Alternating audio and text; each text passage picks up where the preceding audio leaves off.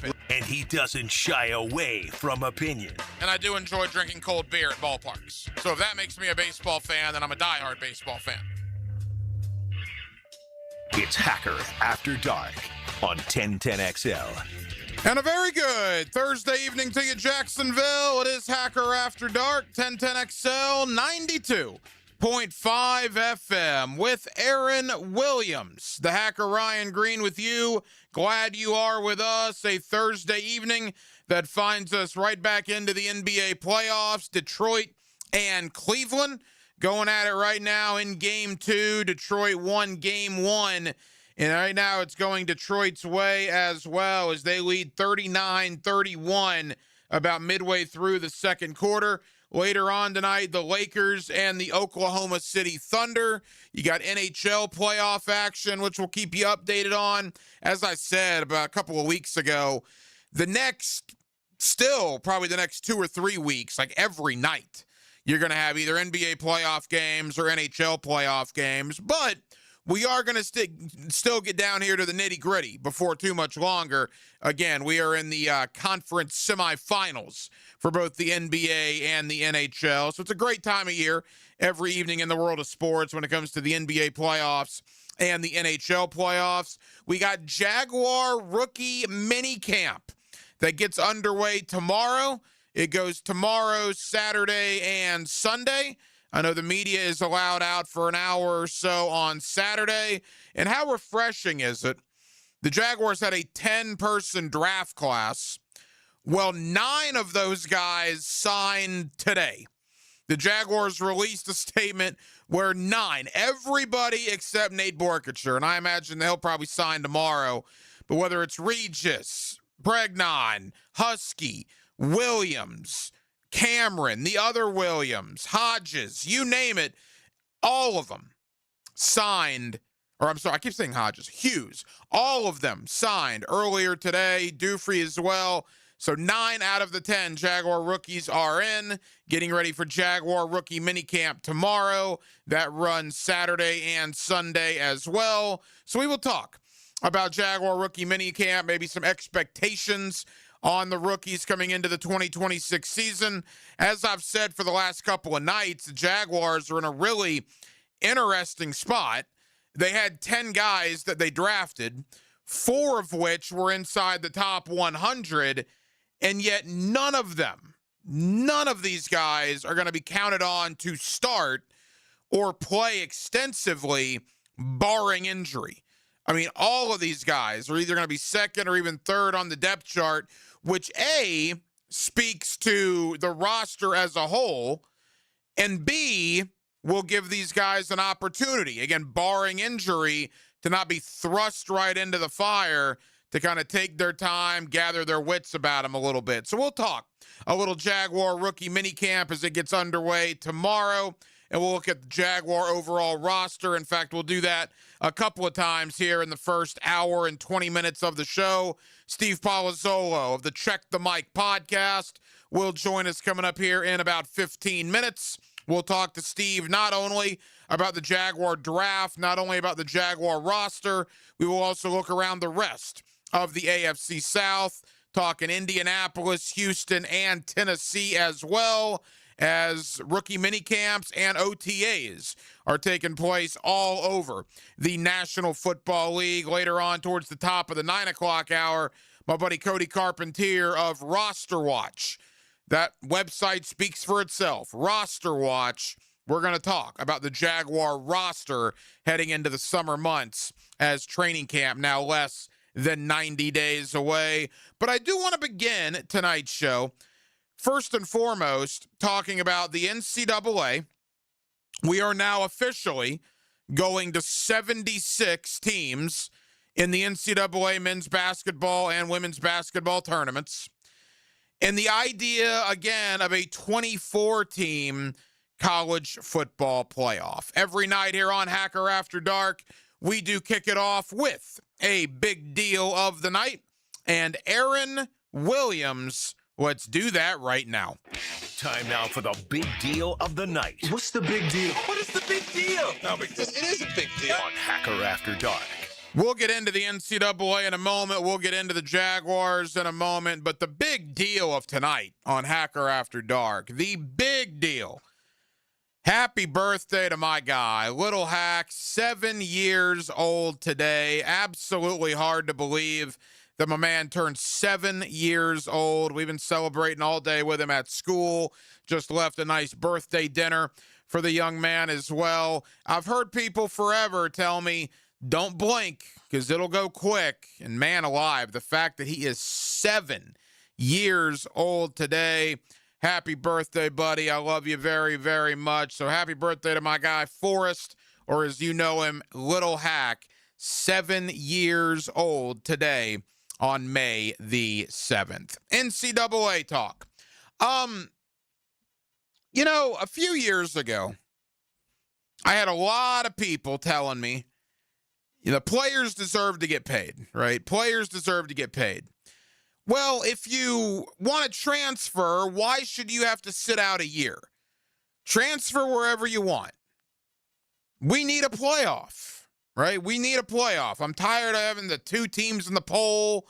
So many teams have arguments to be in a playoff. We need a playoff. So all of you that said any of those things 5 years ago, 10 years ago, whatever, you've all gotten your wish, right? Players can transfer over and over and over, and they do. Players are getting compensated with of millions of dollars. And yes, we've gone from a 4-team playoff to now a 12-team playoff. And there is some conversation, as we talked about yesterday, some dialogue being bantered about that at some point, and it's probably getting to be soon, there's going to be either a 16 or, dare I say, a 24-team playoff. You combine all that with the transfer portal and NIL in the world of college basketball, and now the news today that the NCAA tournament, as has been long rumored, is now expanding. Remember, originally it was 64. Then it expanded to 68. And now today we find out 76 teams are going to be in the NCAA tournament. Instead of 4 games in Dayton, there's going to be 12 of those type games. So you're going to have 52 teams that are in the field, and teams 53 through 76 are going to play each other in 12 different games, and those 12 winners will get the final 12 spots. Look, am I going to complain about more college basketball? Am I going to complain about more college football? I don't necessarily know if the word complain is the right verbiage. But at what point is enough enough, right? At what point, when player X in college is going to his 4th different school in 4 years, is that what we wanted a few years ago? Did you want player X to be able to transfer from Florida to Ole Miss to Arkansas and then to finish at Auburn in a 4-year stretch? Is that what we wanted when we said players shouldn't have to sit out a year if they want to transfer? When players needed to be compensated, and I agree, players needed to be compensated. Do they need $5 million? Some of them? Do they need $4 million? I don't know. You tell me. We're the ones that wanted them to get compensated. And when we wanted a playoff in college football, did we want 12 or 16 or, dare I say, 24? I just get the vibe. And the reason I bring this up is I've read a lot of stuff today. I've talked to some diehard college football friends of mine, college sport friends of mine. This is kind of the NCAA tournament expanding as well. It's all under the same umbrella. that people are already getting a little bit tired of this, right? I mean, you look at LSU with Lane Kiffin. They went into the transfer portal and got 40 new players. 40 that were not on their roster in December.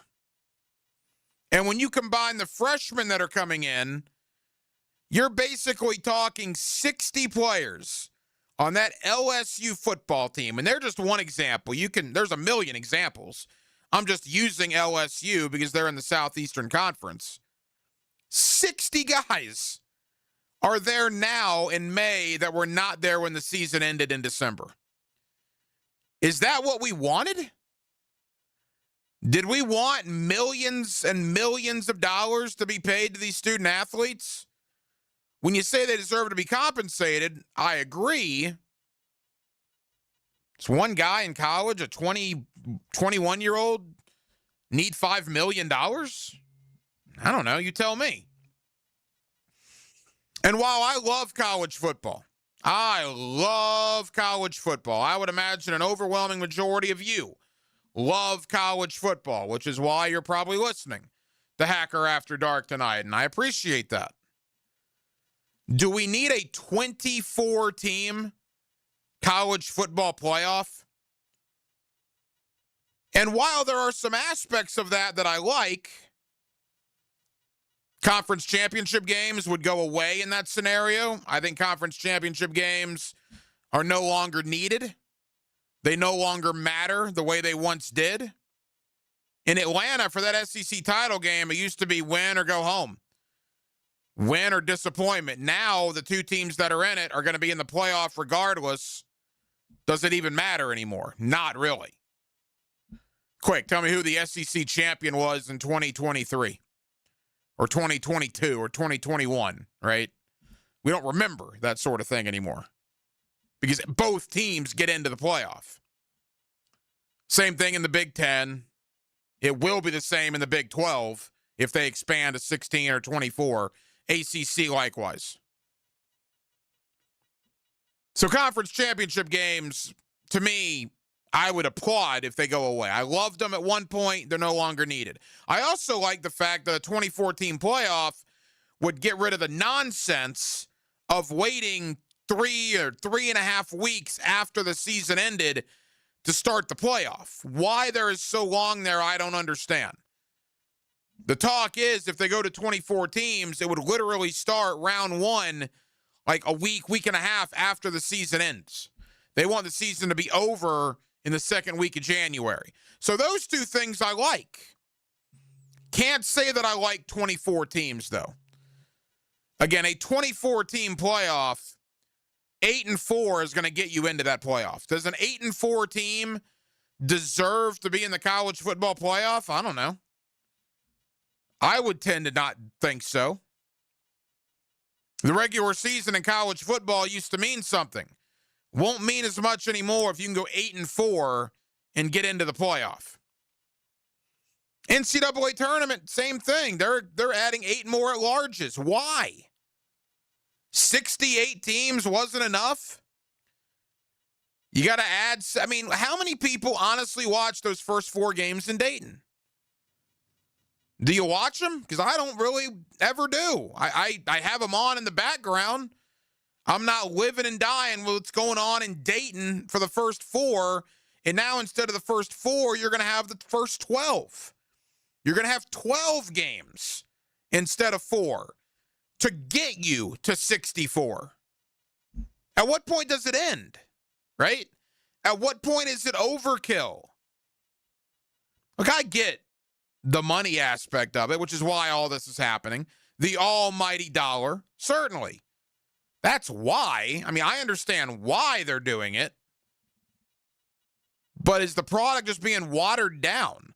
I mean, if you are the number 9 team in college football and you make the playoff, if it turns into a 2014 playoff, you would then have to play 17 games to win the national championship. 17. 12 in the regular season, 5 in the playoff. Remember when they made the jump from 11 games to 12? And what an unbelievable story that was to go from 11 to 12. And now you might have some teams playing 17. Any team in a 24-team format is going to have to play 16 to win the title. 16 college football games, minimum, if you're going to win the national championship. It's a lot, man. Is the product getting watered down? Regular season won't mean as much. Again, I love college athletics, love college football. And you know what? I say all this now. I'll still be pumped if we're a 2014 playoff. And when Florida's playing Florida State and you got the cocktail party or Michigan, Ohio State, I'm going to watch it and I'm going to be excited. But how much luster will be taken off of Michigan and Ohio State knowing that game doesn't matter because both teams are getting in the playoff? If Florida and Florida State ever find themselves again, how much luster will be taken off knowing it doesn't matter who wins because both teams will be in the playoff? Does that affect you at all? I mean, those games used to be live and die. You win it, you get 365 days of bragging rights. Probably won't be that way anymore with a 2014 playoff. Having to win 4 or even 5 playoff games to win the national championship. I just don't know if you rewind the clock back 5 years or certainly 10 years ago, if the changes that we are seeing in NCAA football, in basketball, all this expanding and the NIL and the portal and the money this and the money that, I just don't know if this is the idea we all had in mind.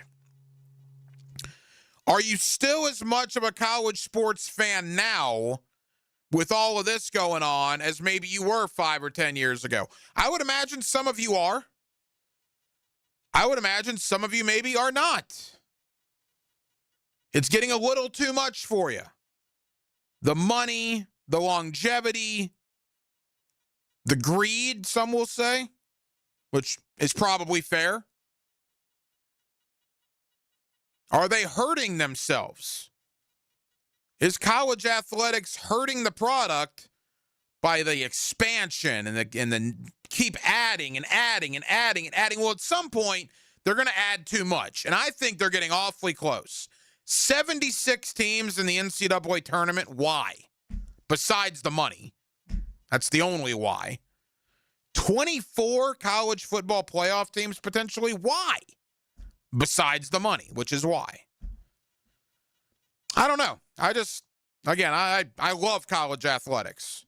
But even for a guy like me, thinking about an 8-4 team making the college football playoff, or in the NCAA tournament now, having 8 additional at-larges, it's hard to find 68 at times. Now you're going to bring in 8 more teams? But if you go 18-14, you're going to be rewarded with an NCAA tournament spot? Man, I don't know about that. I don't know. Money rules all, which we understand. But it's somewhat, to me, unfortunate, the direction at least, that college athletics is heading. Shifting gears to the National Football League, we got rookie minicamp beginning tomorrow. Down at the Miller Electric Center, they will go tomorrow, Saturday and Sunday. In fact, the Jaguars have 9 of their 10 rookies signed, sealed, and delivered. They sent out a tweet earlier. Everybody except Borkacher, Regis, Pregnon, Husky, Williams, the other Williams, Hughes, Durfee, Cameron, all of them signed. Going to be on the field tomorrow. I would imagine Borkacher gets done tonight or tomorrow before practice. That's what's beautiful about the NFL now. You don't have the holdouts. Not that Jacksonville would anyway without a first-round pick, but that slotting system has ended all that holdout nonsense for the most part. What are we looking for with the rookie minicamp? We'll talk about the Jaguar rookies. I want to talk about the overall Jaguar roster heading into OTAs. And I want to talk about the AFC South a little bit. Where is Jacksonville? They won the division last year. Are they still the team to beat? What about Houston's offseason? Tennessee's had a crazy offseason. I absolutely hate what the Colts have done. We're going to talk about all of it. Steve Palazzolo is the host of the Check the Mic podcast, and he joins us next on a Thursday evening here in Northeast Florida. Jacksonville, we're glad you're with us. Hacker After Dark till 10 o'clock right here on 1010XL and on 92.5 FM. I'm local attorney Rick Alexander. In my 30 years practicing law, I've learned you never want to choose money over health. It's always a bad deal. Unfortunately, when someone screws up and you get hurt, that choice is gone. Your only choice is whether you face the future with a lawyer or without one. If you're hurt because somebody screwed up, call me at the practice. The Alexander Law Practice, 904-400-6600 or alexanderlawpractice.com, Jacksonville. Drink a beer, sing a song, make a friend, can't we all get along? Drink a beer, sing a song, can't we all get along? This is great! Exactly. 1010XL. Checkmate. I'm Brendan Cecilia from Checkmate Coatings. And I'm Chester, his adorable chessman sidekick. There are two things you want to ask when getting a custom polymer garage floor coating. Will it be done right, and will it be priced right? And just how charming is their mascot? No.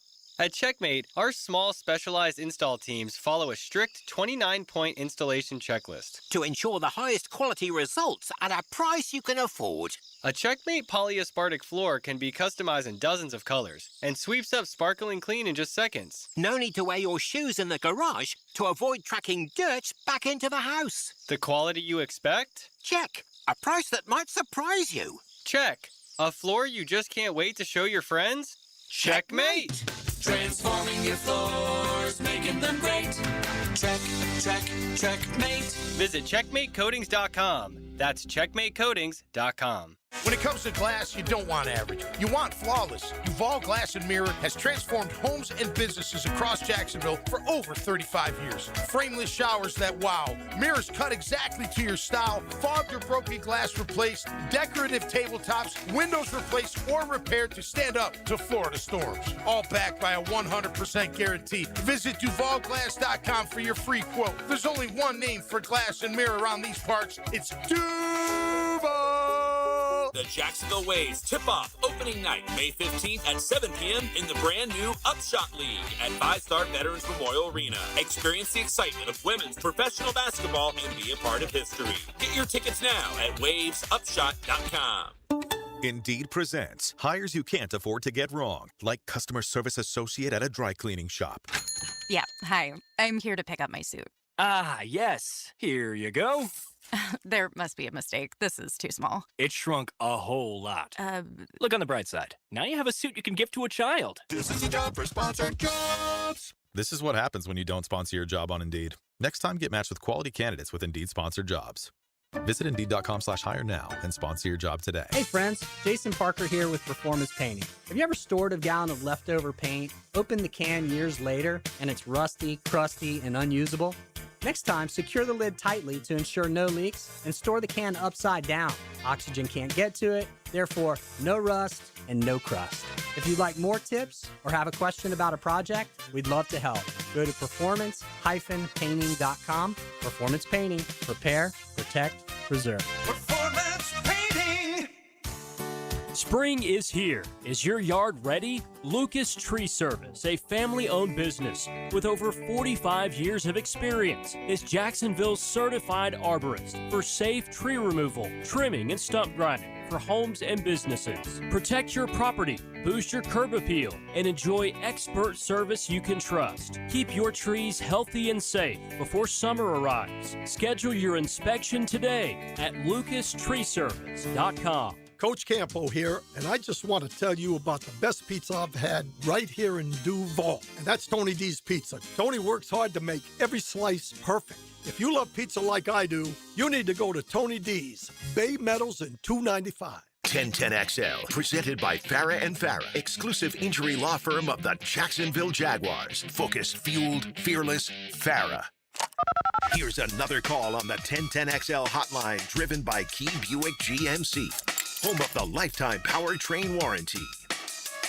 Back here on 1010XL and 92.5 FM in the city of Jacksonville, your home for the Jacksonville Jaguars, and we are glad you are with us. Well, needless to say, it was an interesting NFL draft for the Jacksonville Jaguars from a national point of view. I've heard the term consensus boards more in this week than I think I have in my entire life. Let's talk about the Jaguar draft. Let's talk about the Jaguar offseason. And let's talk about where the Jaguars are in the AFC South as OTAs, believe it or not, begin in less than 3 weeks. Steve Palazzolo is the host of the Check the Mic podcast, and he's always kind enough to join us here on 1010XL. Steve, hope your offseason's going well, man. How are you? Doing great. Appreciate you having me back. Hey, man, we always appreciate the time. All right, you and I haven't spoke since the Jaguars the week after they were eliminated from Buffalo, and needless to say, a ton has gone on. We'll talk free agency, we'll talk the draft, but kind of a mile-high view, Steve. How would you assess the Jaguar offseason in totality? I think it's been fine. I mean, I don't think there's been a ton of splash moves, but it's a lot of, keeping some of their pieces together and, coming off of a pretty good season, having, the offensive line intact, the playmakers intact, just talking about Travis Hunter, which people, of course, are overreacting to. Oh, he's going to play corner and never take a wide receiver snap. Nope, that's not what they said. But coming off of a good season where I think they've shown they've got maybe better depth than we thought, keeping a lot of it intact, I think has been solid. And, of course, we got the draft to discuss, which was quite the hot button issue. So I'll try to bring a nuanced view to the Jags draft, the reaction to it, and maybe what they were thinking here. Yeah, I watched you and Sam, and I thought you guys on Check the Mic did a good job of kind of analyzing what the Jaguars did and not just completely freaking out like a lot of your colleagues on a national basis. Obviously, the consensus board was a big topic. I mean, what did you make of what James Gladstone and the Jaguars did during the draft? Well, the first thing that I think is interesting is what people need to realize. It's his second draft in name, and it's his first full draft with the full system in place, right? Because he came in pretty late. I mean, any GM who comes in, whether it's Ian Cunningham in Atlanta right now, if you come in, in January or February, it's late in the process. This was the first year James and his staff got to say, okay, we have a whole year to evaluate this draft class. Let's put our processes in place. Let's put our data in place. Let's put our scouting strategies in place, and let's go. So I think that's the first thing that's interesting here is this is like the first time you get into, his mind in their process. Then you've got the fact that they didn't have a first round pick. And most of the time when you get into draft grades and reactions, if you don't have a first round pick, it's hard to have good public perception because you don't have any of these big names, So I think that's the first thing to just start with. Secondly, the fact that they drafted in volume, I think is always a good thing, right? The part of the reason why the consensus board is even a hot button issue is because people have evaluated it and said, look, I know scouts say, I want to trust my process, but it's all probabilistic, right? It's all a percentage chance that you're going to hit. So the couple ways that you mitigate that is you look at the general consensus and you look at maybe where players are supposed to be drafted, because if you have massive reaches, the hit rates are generally lower. That's one way to mitigate it, is you just make sure you draft players in and around where they're supposed to be. And then the other one is with volume. And I think that was always a big part of the Rams strategy. So most draft analysis the day after is, did you get the players that I liked, right? I like this guy, therefore it's good. I don't like this guy, therefore it's bad. But the ways that you mitigate your misses and your uncertainty is to, draft 10 times. And, you also want to draft players in and around where they're going to be drafted. So the Jags did, one of those things, which was draft in volume. And that was one of the strategies that worked really well for the Rams in all those years with no first rounders. They hit on so many day 3 picks that they brought in more value than any other team by my numbers over the last 10 years, despite only having, one first round pick before Ty Simpson during that time. So that's part of the strategy, was the high volume selections from the Jags. Steve Palazzolo, Check the Mic podcast with us here on 1010XL in Jacksonville. Not to say the national media hasn't ever been over the top on their assessment of the Jaguars, Steve. You and I have talked about that in the past. But do you think they were, again, a little over the top? Well, I saw some scathing criticism from some people. Yeah, what I don't like is if you disagree, like I've got some criticisms of some of the picks or the draft or what have you, but there's a way to criticize or at least give the negative angle or what you disagree with without using the word arrogant or cocky or confident. It's like, no one's out there trying to be like, oh, I'm going to outsmart everybody. Everyone's trying to win. Everyone's got I've worked with every NFL team, through the years here. There's 32 different business models.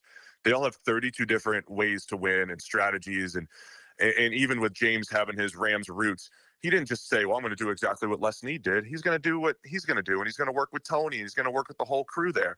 And so there's 32 different ways of doing business, which makes this fun, right? Like Mickey Loomis and the Saints, they've been doing their own thing for years. Sometimes it works, sometimes it doesn't. Les and the Rams, they've been doing their own thing for years, and it's worked more often than not. Doesn't mean they're perfect, right? So that is part of the fun of this, is everybody's going to have slightly different strategies.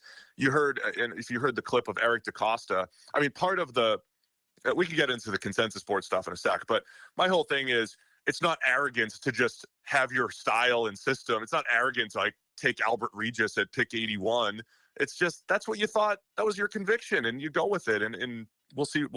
There's so much of we'll see how it plays out. But yeah, this will be a fun one to just see how it plays out. To me, the interesting thing, they drafted 10 guys, as you mentioned. None of those 10 are going to start, barring injuries. I mean, the roster, they lost Devin Lloyd and ETN, certainly two big losses, but every other starter from last year's team is back, and you bring in these 10 rookies. What was your thought on the first two picks, the guys out of A&M, Borkashire and Regis? Well, I mean, the reason why they got some heat is because they were drafted higher than expectation. And again, we could get into the details of why that matters or why anyone should care. Borkashire he's a fun player, though. I mean, when you watch him, 5-year player, I think he catches the ball really well. He's really smooth. I thought he was going to be a bigger part of A&M's offense, especially early in the season. He's got this monster game-winning catch against Notre Dame, and they just didn't target him a ton, and the quarterback play was inconsistent. So that's why when you see the inconsistency or the lack of production and this theoretical upside type of player, hey, if we target him more, he's pretty smooth, big body pass catcher. That felt like more of a 4th round type of pick. So that's going to be the question. You get him at 56. I also have more philosophical questions about taking, say, a wide tight end or a guy that you just need to have as a blocking tight end, say in the top 60. I just went into that on my show today.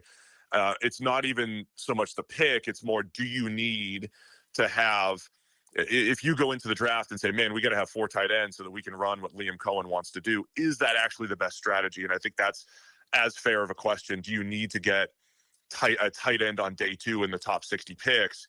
And if you, rather than maybe taking some of the other better players, perceived better players that were on the board. And then same thing with Regis at 81, right? A guy that's probably expected to go on day 3, you get him there. He's got some, his playmaker in the run game. I don't think he's great at anchoring, against double teams at the point of attack, but I get it. He's moves well up and down the line of scrimmage, got some violent hands. So look, from a scouting perspective, you could say, man, really like both of these players. But again, it comes down to, did you take them at points when they should have come off the board, or did you take them a round or 2 early, and could you have still gotten them later? I think those are all fair questions with those picks. Couple more for Steve Palazzolo, the Check the Mike podcast. The funny thing, they get Pregnon out of Oregon at 88, and I've heard people say, well, if you took him at 56 and you took Borkashire at 88, it doesn't look as bad. And I'm sitting here thinking, well, they're the same guys. It'd be the same draft class. How does that make any sense? But obviously, it appears that they maybe got a steal with Pregnon at 88. Yeah, look, there was talked about him going, in the 40s, maybe sneaking into round 1. He's a little on the older side. I think late production breakout at Oregon and, across 3 different schools, but he's got good size, moves well enough, got some power. I think he's solid across the board, and I think he's got a chance to compete for snaps right away. So I think that ends up being a pretty decent pick. And so that was, when you get into the consensus board studies, we're just trying to use the past to predict the future. In the past, when you grab somebody, 50 slots higher, 100 slots higher than that board, it generally doesn't tend to be great. And then the ones that tend to fall, it actually also doesn't tend to be great at that point, because the NFL knew something, or there was something character-wise, or there was something injury-wise, or maybe it was just off as far as the valuation goes. So we'll see how it plays out, but certainly a perceived steal at this point to get Pregnon. I want to ask you about the AFC South in a moment, but the consensus boards, and maybe I was just naive or blind to this, but I've been doing this a while, and I can't ever remember talking about consensus boards during draft season, certainly not 3, 4, 5 years ago. Is this a relatively new thing that people are flocking to? Yeah, it's the last 5 years or so that this has become a thing. And here's the way I look at it. We were all trained to evaluate the draft almost the way Mel Kiper did when you'd watch the draft, and all of his analysis was through the lens of his board, right? A pick was good if he liked him. He was bad if he didn't like the guy, right? That was, and we were all kind of trained to do that. And then within NFL teams, of course, they're going to have their boards and their own opinions and have conviction behind them, right? We care about what we do. And so the consensus board was basically, it's the Mel Kiper way of looking at it, but just through, say, 150 boards or 200 boards. And it's not, and it only matters because people have done studies on it and there's some statistical signal there. That's the thing, right? That's the only reason why it matters. So the people that accumulate these things say, look, does this matter? Is this actually a good gauge of value? Because it's like going into free agency and saying, hey, I think this guy's worth 20 million, but if the rest of the league thinks he's worth 10 million, then you're going to overpay. And you don't want to pay that guy 20 million. Does the consensus board actually have some signal? And historically it has. It went at extreme reaches, at extreme ends. And now again, it doesn't mean you just go in order and always take the players. It's just that we've learned that it's a decent gauge of market value for a player. And then internally for teams use this. They use this when they do mock drafts. We heard Eric DaCosta talking about it, and he made the point that Sam and I have made on our show a lot. It felt like the league over the last 4 years or so has really started to converge and draft in a similar manner relative to the consensus. And his theory, I think, is the correct one. There's more data than ever. PFF data has over a decade now of rich college data. There's workout data, that in-game athleticism. So teams have more data, and they may have converged a little bit closer to this consensus in recent years. This was the first draft in a while that I can remember teams like the Jags, the Texans, the 49ers maybe going a little bit off what the consensus is, which is fine. We'll see how it all plays out. But that's why I think it became a bigger deal. The league had started to become homogenized, say, for a few years, getting a little bit closer to the consensus, so to speak. And this was the first year in a while a few teams started to maybe revert back and do things their way. Could have been the strength of the draft, could have just been what they wanted to do. The fact that the Texans and Jags both have most of their starters intact. And so they're looking for depth pieces and backup tight ends or whatever they're looking for. So there's a lot of reasons why I think we landed where we were here. But the point is, it's not about who makes up the consensus. It's that historically there's been statistical signal there. It's been a decent gauge of, hey, if you go off the rails too far, it hasn't worked out. Doesn't mean it can't. It just hasn't, from a hit rate perspective historically. And it's a great point. It's not just the Jaguars, as you mentioned, Houston and San Francisco also being lumped into not following the consensus board. And, what do the 49ers, Texans, and Jaguars all have in common? They all were very good last year and were in the NFL playoffs. So we'll see what ultimately does happen. Final moment, Steve Palazzolo, Check the Mic podcast. Steve, in the time we have left, give me a quick thought on the division. Obviously, a lot of goings, a lot of comings, a new head coach in Robert Saleh. What have you made of the AFC South this offseason?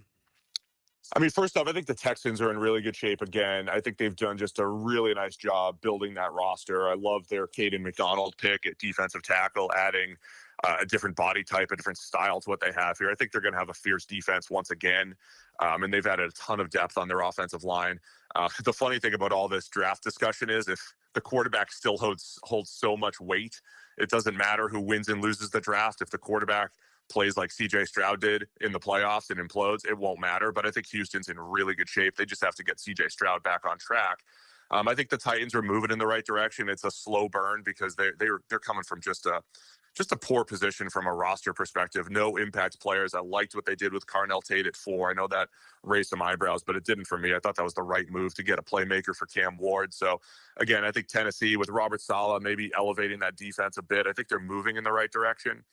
And then the Colts are an interesting one because, they gave up the 2 1s. I think they still had a solid draft. I think they're really going to be kicking themselves next year, though, not having that first-round pick that they gave up for Sauce Gardner. Next year's top 15 players. I mean, there might be 15 players in the draft next year that would have gone number 2 this year. It's crazy how deep next year's draft is. We'll see how it plays out. But in the short term, I think the Colts, took a little hit in wide receiver depth. I think, my description of the Ballard era has just been solid. Use the word solid a million times. It's a mid-tier solid roster. And if they get great play out of Daniel Jones, again, they can compete, but they seem like the same type of team they've been the last few years, added some depth in this draft despite not having their first rounder. Again, OTAs for a lot of these teams begin in a couple of weeks. Minicamp will be in the middle portion of June. Steve, tell the good folks here in Jacksonville to check the Mike podcast, what you and Sam will have coming out in the coming days. Yeah, we have all of our draft coverage. We've gone team by team, division by division, had some guests on today. So check the mic on YouTube. And then off-season time, we have some fun off-season content. We'll look at the team's best off-seasons, roster breakdowns. We still try to talk NFL as much as we can, even through May, June, and July heading up to training camp. He's one of our favorites, Steve Palazzolo of the Check the Mic podcast. Steve, thank you for the time. We'll talk again soon, pal. Yep, you got it. Thank you. Streaming live from the XL Digital Studios. Polished by Harbor Dental Care, the locally owned smile restoration experts. Baloo here for Smunez Vision. Why Smunez Vision? Well, I've been with Dr. Neil Smunez now since I got back to Jacksonville in 2006. 37 years of experience he has. Smunez Vision is a family organization that focuses on personal high-quality medical and surgical eye care. Dr. Catherine Smunez is fellowship-trained in cornea and cataract surgery and all refractive surgery. Combined, that's 30 years plus in laser eye surgery. Visit SmunezVision.com today. Here you can see. Prosser here. When I'm doing home improvements, I like to deal with a local company, and I found one for windows and doors, Cash Building Material. They've been doing business in Jacksonville for 70 years, and with their experienced window and door specialists, you'll get no subcontractors, no runaround, just their own experienced crews who treat your house like it's theirs. Get a quote today. Thank me tomorrow. For windows and doors, search Cash Building Materials. Windows and doors done right. Imagine this. You've got the burgers ready in a backyard full of guests. And folks, that's a strong lineup. But a clogged drain on a holiday, that can change everything in a hurry. Before kickoff, make sure your plumbing is ready to go. Call Duck Duck Rooter. They've got experience, honest pricing, and a team you can count on. And right now, get your main sewer line cleaned, plus a camera inspection for just $129. Outside cleanout is required because the only thing you want overflowing this weekend is that cooler. But when you're stuck, call the Duck. 904-862-6769 or duckduckrooter.com. Looking for something fun that mom and the whole family can enjoy? Check out the Sharks this Sunday, May 10th, as they take on the Tulsa Oilers at the VyStar Arena. Kickoff is 4 o'clock. Bring mom to the game. All moms get one free ticket with one paid ticket. Moms also get $20 in Shark Bucks to spend as they choose. Food, drinks, merchandise, whatever mom wants. Have you heard?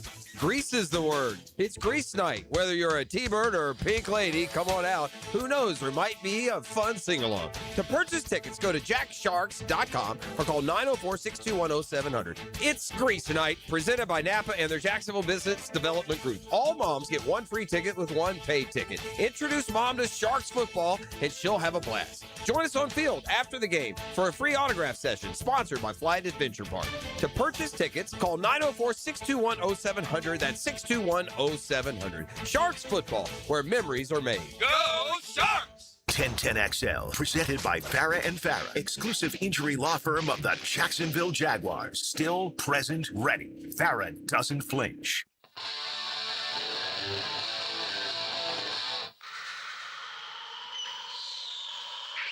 This is Hacker After Dark on 1010XL.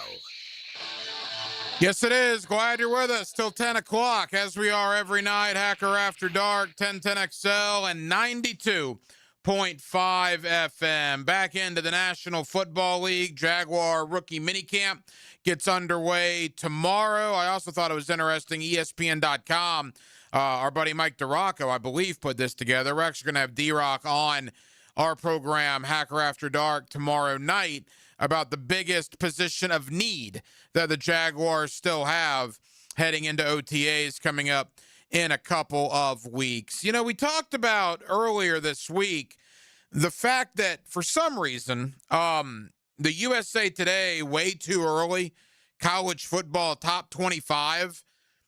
I've never seen a situation like this where I literally think they made a mistake. They had Florida State in the top 25. And I'm not trying to pile on here. There's not a chance that the Florida State Seminoles should be in the top 25 in anything coming into the 2026 season. Now, if they go out there and they beat New Mexico State and they beat SMU on Labor Day night, and then they go into Alabama and put forth a good showing, well, then maybe at that point the conversation will change. But a team coming off 2 non-bowl seasons, a team coming off a 7-17 24-game stretch, a team that hasn't won a road game in 2 years, the fact that the USA Today has them in their way too early preseason top 25, that's a joke. And I saw earlier today where Florida State and Georgia were scheduled to play a home-and-home in 2027 and in 2028. That apparently has been canceled. They're hoping to find maybe a neutral site game in the near future. And my goodness, man, look, I don't know why that game was canceled necessarily. I know this. Florida State did not open their spring practice to the media. They obviously did not have a spring game. Mike Norvell is not making the rounds on the Seminole Spring Speaking Tour. Their recruiting right now is outside the top 40 in America, according to most recruiting websites. And now maybe Georgia had something to do with it. I don't know, but Florida State certainly did. Their series with Georgia in 27 and 28 has been put to the wayside. It's not been a good look PR-wise for the Seminoles. You want to talk about a team that needs to come out there the first week or two of the season and needs to look good quick? That's Florida State. They need to look good quick. Now, I believe they play New Mexico State like week 0, and they'll beat them. At least they should. And that SMU game's enormous. I mean, if you can't beat SMU at home, then how do you expect to beat Alabama or Miami or Clemson, an improved Florida team? Virginia is not half bad. Pitt is not half bad. It's a tough schedule for the Noles. And I just thought it was interesting that the week started with, for some reason, the USA Today having them in the preseason way too early top 25, which I would love to know how that came about.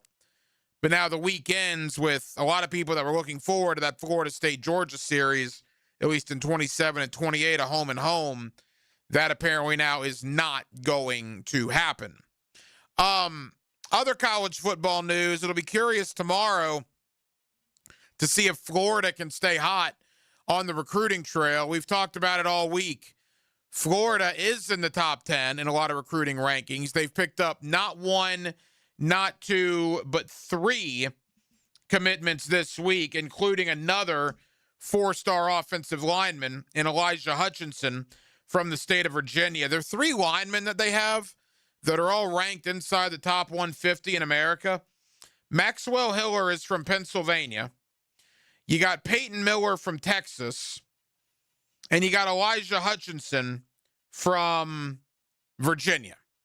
They also added a safety from Oklahoma. And tomorrow in the state of Georgia, around noon tomorrow, Andrew Beard, a 4-star running back, 5'10", $197, he is announcing his commitment. Most recruiting folks will tell you, most will tell you, that Florida is firmly in the mix there with Clemson. Georgia also will have a hat on the table. I believe Tennessee will have a hat on the table. Florida and Clemson appear to be the 2. Now, Florida's already beat Clemson for a couple of guys. I believe Hutchinson had a Clemson hat on the table earlier this week. So this is a good one for Florida, a good opportunity. Again, they're not going to get all these guys, but they're 3 for 3 this week. And if they land Beard, a 4-star running back tomorrow, who, again, is choosing between Clemson, Florida, Georgia, and Tennessee. Boy, that momentum will just keep on rolling for John Summerall and the Florida Gators, and he has done an unbelievable job on the recruiting trail in the last couple of weeks, really, since he arrived there at the University of Florida. Quick thought as well, I don't know if you guys saw this or not. So the NBA Scouting Combine is going on up in Chicago in the coming days. The interesting thing there when it comes to the NBA Scouting Combine is Ruben Chinyelu for the Florida Gators. Now, Chinyelu did not go to this one last year. There's a disconnect there. Chinyelu went to the NBA G League Combine. See, they invite the top, 60 prospects to Chicago, where all the NBA scouts are. Then they still invite, another 40 to go to Orlando to the G League Combine. Chinyelu was in Orlando last year. I guess he's graduated to the Chicago portion this year. And CBSSports.com put out a mock draft yesterday in anticipation before the scouting combine of kind of where they see things for some of these prospects. And Ruben Chinyelu, for the first time, ended up in the first round of a mock draft that I saw. He was taken 25th, so he wasn't even really a late first-round pick. He was taken 25th by the LA Lakers. If Ruben Chinyelu is going to be the 25th pick in the draft, I don't know if he comes back to Florida. Now, CBS Sports had two guys that did mock drafts. One of them had Chinyelu going 25th.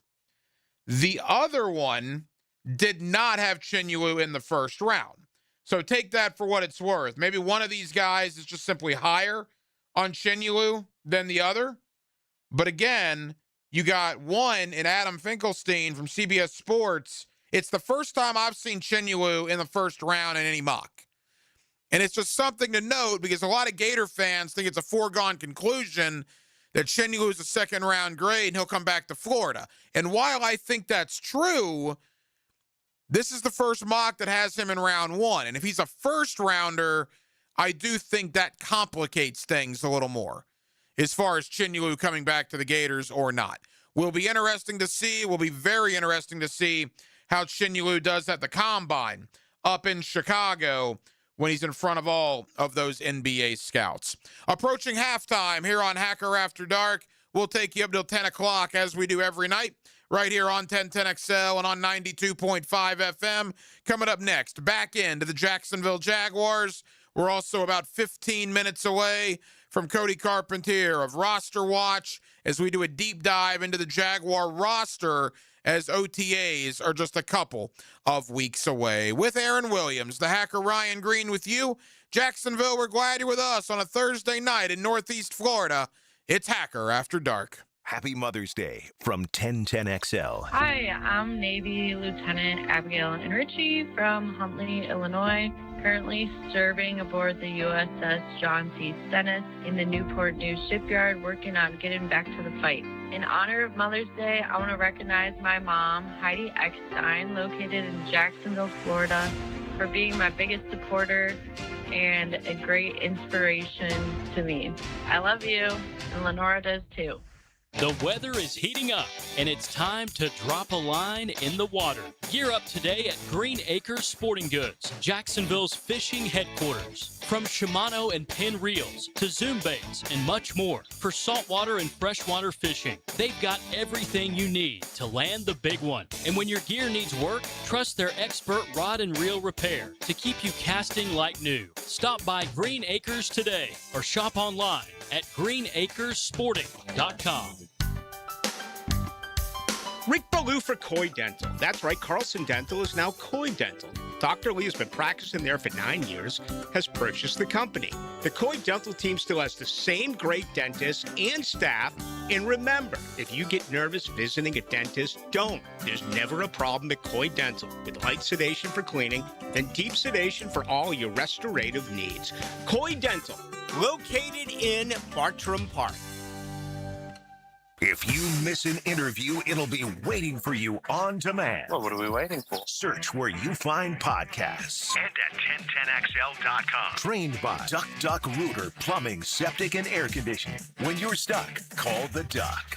I'm here with Danny Van Sickle, director of the Electrical Training Alliance. Danny, tell me about your program. Hey, Rick. We're a 4-year electrical apprenticeship. Our students start out making over $40,000 a year, and right now make over $90,000 a year, including benefits.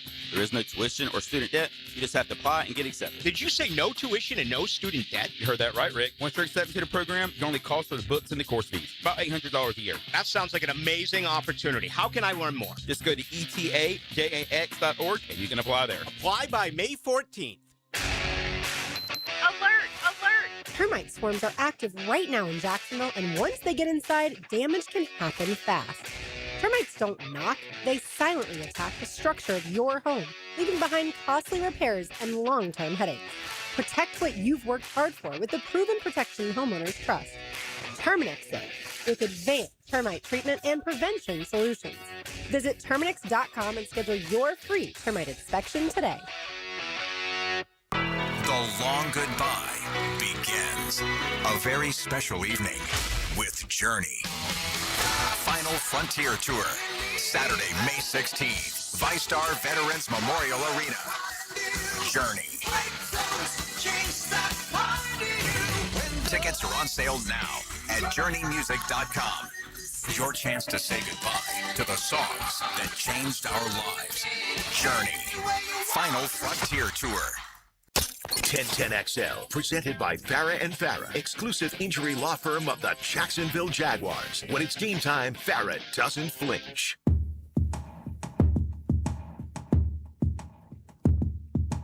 Hacker, After Dark, on 1010XL. You know, every once in a while, we like to be givers here on Hacker After Dark to give back to the hard-working men and women of Northeast Florida. And I got to tell you, at 8:57 Eastern Standard Time here on a Thursday evening, I think this is a great time to do just that. I was actually out at a Jacksonville Jumbo Shrimp game not that long ago. Took Little Hack out for his first Jumbo Shrimp game. He absolutely loved it. And speaking of the Jumbo Shrimp, we have a pair of voucher tickets that can be used for any future Jacksonville Jumbo Shrimp home game. All you have to be right now is caller number 4, 904-641-1010, 904-641-1010, and Aaron Williams will take caller 4, and you get a pair of voucher tickets to the Jacksonville Jumbo Shrimp that can be used for a future Jumbo Shrimp home game. 904-641-1010, caller 4 right now, and good luck from all of us here at Hacker After Dark. Just a quick note on that, Hacker. The Shrimp are home this week against the Charlotte Knights, which can be used. Those voucher tickets can be used for this week. So you can use them this weekend. Again, 904-641-1010, caller 4 right now. Jaguar rookie mini camp gets underway tomorrow, Saturday and Sunday, down at the Miller Electric Center. Wasn't it refreshing that 9 rookies all signed today? 9. Everybody except Nate Borkacher. Everybody signed on the dotted line. So Regis from A&M, the defensive tackle. You got Emmanuel Pregnon from Oregon. You got Jalen Husky. All of these guys are in, signed, sealed, and delivered. Borkacher, not yet. Not surprised because he was the first pick, but he was a second rounder. I'd be flat out stunned if he wasn't signed by practice tomorrow, I guess. I can't imagine him not being out there. What are we looking for at Jaguar rookie minicamp? Well, I can tell you in years past, if you're going out there looking to see who's going to make an immediate impact in 2026 for this roster, you're not really going to get that in Jaguar rookie minicamp. They're going to have like 4 offensive linemen doing drills, right? And they'll have obviously 2 tight ends, a handful of wide receivers, because it's the draft picks and it's the undrafted free agents and the tryout players. But you got to take rookie minicamp for what it is. It'll be great to be back out there at the Miller Electric Center. But I don't know how much we're going to gather from what's happening on the field. The one thing you can gather, though, honestly, is you can just simply get a look at these guys. How big is Emmanuel Pregnon? How big is Nate Borkacher? 6'7" Tanner Koziel of Houston. Does he look the part? How quick is Wesley Williams? How fast is Parker Hughes, the guy that ran the 4.4 from Middle Tennessee? You can get sort of a vibe of that sort of stuff, but to do a deep dive on what they're going to be doing out there is really hard. None of the veterans will be out there. It's tryout players, it's undrafted free agents, and it's the draft class. Having said that, I'm very excited about the draft. I'm very excited that this draft class has the opportunity to shut a lot of people up, quite frankly. I'm excited this draft class has the opportunity to prove a lot of the naysayers wrong. And there have been a lot of naysayers. There is no doubt about that. I've had a lot of them on my show. A guy that I have on every year before the draft is Cody Carpentier of Roster Watch. I also have him on after the draft, and we're going to have him on here in less than 10 minutes. Let's talk to Cody about the draft. Let's talk about the overall roster and where it is right now and entering the middle portion of May, entering Jaguar rookie minicamp, and obviously entering OTAs. Cody Carpentier of Roster Watch next on a Thursday night in Northeast Florida. We're glad you're with us. It's Hacker After Dark. When your team is a predator, you're always on the hunt for more. And the Jags are in the end zone again. 1010XL, home of the Jaguars. And the Jaguars have cracked 50 points. Blue here for the Blue Crab House, located right off of San Jose. It's on Julington Creek Road. They've been around since 1996. Indoor-outdoor dining. Also, takeout is available at the Blue Crab House. Open 4:30 to 9, Tuesday through Saturday. Sunday, noon until 9. Remember, Tuesday, $2 margaritas. Wednesday, $1 oyster night. How about the blue crabs? How about my personal favorite, the Canadian snow crabs? Whatever it is that you fancy, you get it right there. The Blue Crab House. This is Jeff Middlecoff with Cogent Bank. My associate Ryan Salem and I joined Cogent Bank because we wanted to revolutionize the mortgage business, just like Cogent Bank has revolutionized the banking business. So Ryan Salem and I are able to leverage the power and stability of Cogent Bank to go out and find our clients the best investors, the best products, and the best rates in the entire country for your particular mortgage loan. Of course, you don't have to be a customer at Cogent Bank to take advantage of our mortgage services to buy or refinance your home. We offer jumbo loans, VA, FHA, conventional and investment loans. At Cogent Bank, we offer mortgages nationwide, so we can help you with a second home or help a family member who lives or is moving to another state. Call Ryan Salem or myself, Jeff Middlecoff, at Cogent Bank today, 904-442-9191, to see how we can help you with any of your mortgage loan needs, whatever or wherever they may be. Member FDIC, Equal Housing Lender, Cogent Bank, NMLS ID 402296, Fine Salem, NMLS ID 1182429, Jeff Middlecoff, NMLS ID 249086.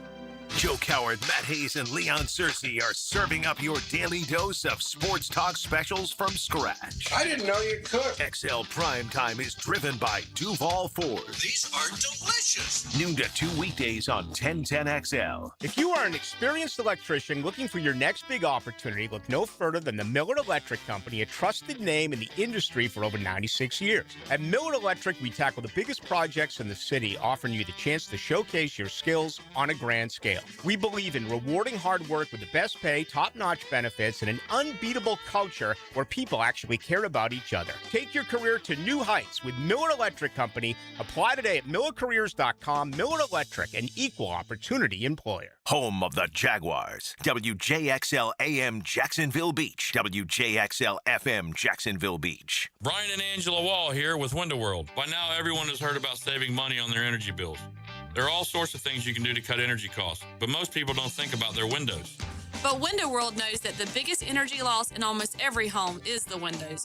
There is more energy loss from old builder-grade windows than just about anything else in your home. You can upgrade your heating and air, your appliances, that's good too. But before you do all that, upgrade your windows to Window World's energy-efficient windows. Window World's windows are easy to clean, energy efficient, and have the best guarantee in the business. Window World's slogan is simply the best for less, and we mean it. You get great American-made windows, and you get to keep more of your money when you buy from Window World. Need any more reasons to buy your windows from Window World? Call them today and set up your free in-home estimate, or go online to windowworldneflorida.com. Window World. Simply the best for less. Thank you for your business. Window World also offers energy-efficient doors. What if your next fun day out costs you $70 to play all day? That's exactly what you get at the Battalion Airsoft Arena, the only indoor airsoft battlefield in Jax. Skip the same old boring entertainment choices and step into real action with your crew. Perfect for birthdays, company team building, graduation parties, or just epic weekend fun. No experience, no problem. The Battalion package includes everything: gun, mask, and ammo with unlimited play. So lock in your mission now at BattalionAirsoftArena.com. Yo, ET here. And you know that on the field preparation wins championships, right? Well, the same goes for your health. Right here in my side of town in Fleming Island, Encore Research Group is helping locals take charge through cutting-edge research studies. Everything from weight loss to diabetes and hypertension. Their team of local, multi-specialty doctors is focused on advancing medicine and keeping our community healthy. If you want to see if you qualify, check them out at EncoreDocs.com. 1010XL, presented by Farah and Farah, exclusive injury law firm of the Jacksonville Jaguars. Focused, fueled, fearless, Farah. Here's another call on the 1010XL hotline, driven by Key Buick GMC, home of the lifetime powertrain warranty. Back here on 1010XL and 92.5 FM in the city of Jacksonville. We are glad you are with us. Rookie minicamp for the Jacksonville Jaguars takes place at the end of the week, and then OTA is only a couple of weeks away, and we're roughly a little over a month away from veteran minicamp in the month of June. Let's look back on the Jaguar draft, and let's look at the overall roster now as we begin to head in to OTAs and minicamp. Cody Carpentier of Roster Watch does a terrific job covering the National Football League, and Cody's always kind enough to join us here on 1010XL. Cody, it's been a little while, man. How are you? Doing pretty good, man. I appreciate it. Yeah, it's the last couple of weeks, man, leading up to that draft. They sure do fly by, and they get pretty hectic, but I appreciate you having me on, man. You know, there's a lot of conversation, Cody, about what the Jaguars and general manager James Gladstone did. You've covered the draft. That's the world you live in for a long time. What was your, I guess, mile-high reaction? We'll get into some individual aspects in a moment, but a mile-high view of what the Jaguars did in the draft. I can't even lie to you. It was kind of in consensus with what a lot of the media kind of reacted to. I got to look at the media consensus compiled NFL draft grades, and I was in line and had the Jaguars at the bottom. And I know nobody wants to hear that, but it's just a different angle, it seems, that Gladstone and company took in this draft of filling, specific spots on this roster that really aren't that splashy and aren't going to make anybody go, run out and put 10 toes down on this draft. So it was a lower grade for me. I didn't understand some of the angles they took. And like you said, there's a couple of players on here that I'll dive into here in a minute, but to me, it was rather underwhelming for what I thought this Jaguars team, as we've talked about the last couple of years on here. I thought they're, a couple plays away from competing for an AFC championship. It's interesting. They had 10 draft picks total. Of the 10 guys they drafted, none of them are going to be expected to start, barring injury. So it was a depth draft, it certainly looks like. Let's begin with Nate Borkacher, the 56th overall pick. Certainly a lot of conversation about him. What was your thought on him heading into the draft? Yeah, this one caught, I think, a lot of people off guard. Some people didn't understand it. Some people still don't.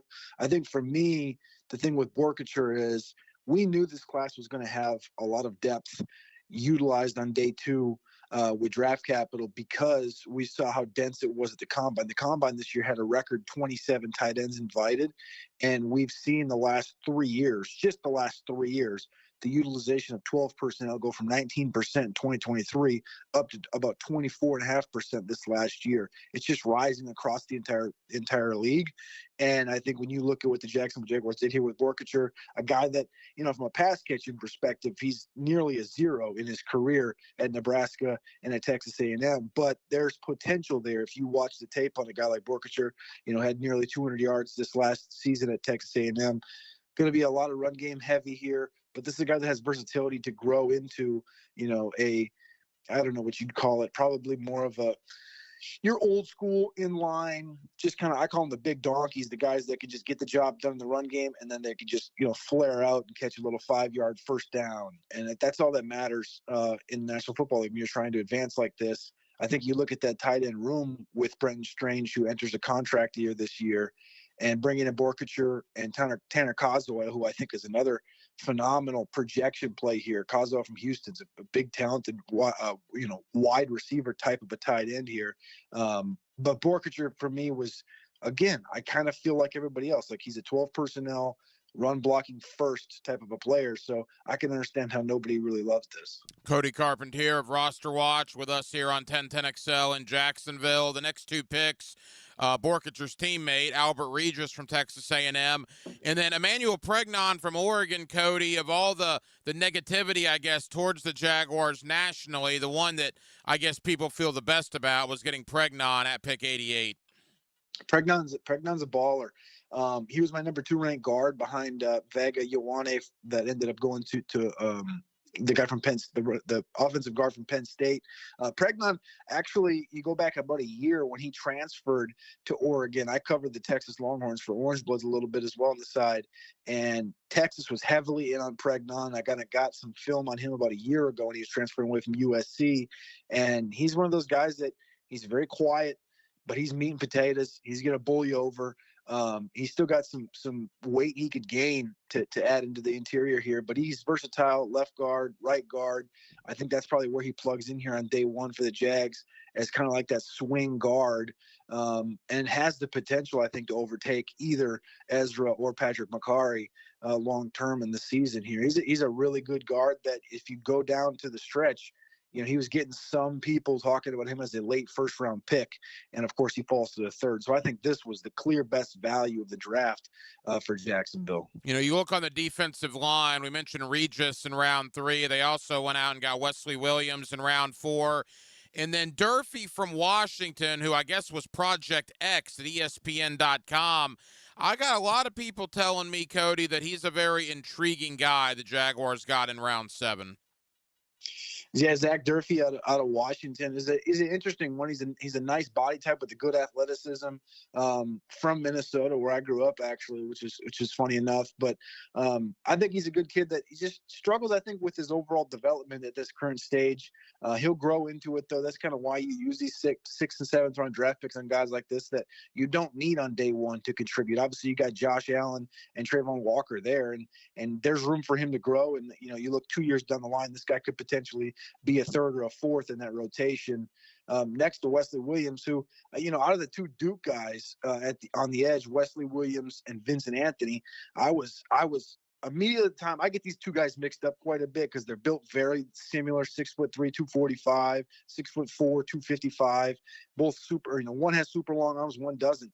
I like the other. I like Vincent Anthony Jr. a little bit more, but Wesley Williams, I think, has some projection here as well. Both, again, guys that don't project to contribute nearly at all in 2026, I don't think. But when you look at the 2027, then you could potentially see these guys coming along, being that third or fourth rotational guy. Couple more for Cody Carpentier of Roster Watch. You look at the overall makeup of the Jaguar roster, what they did in the draft, and maybe one of the bigger stories is what they did not do. They did not take a linebacker until round 7, and I think Peyton Hodges certainly is going to be more of a special teams kind of guy. So, Cody, that means it looks like to me that Ventrell Miller or Branson Combs is going to be the Devin Lloyd replacement.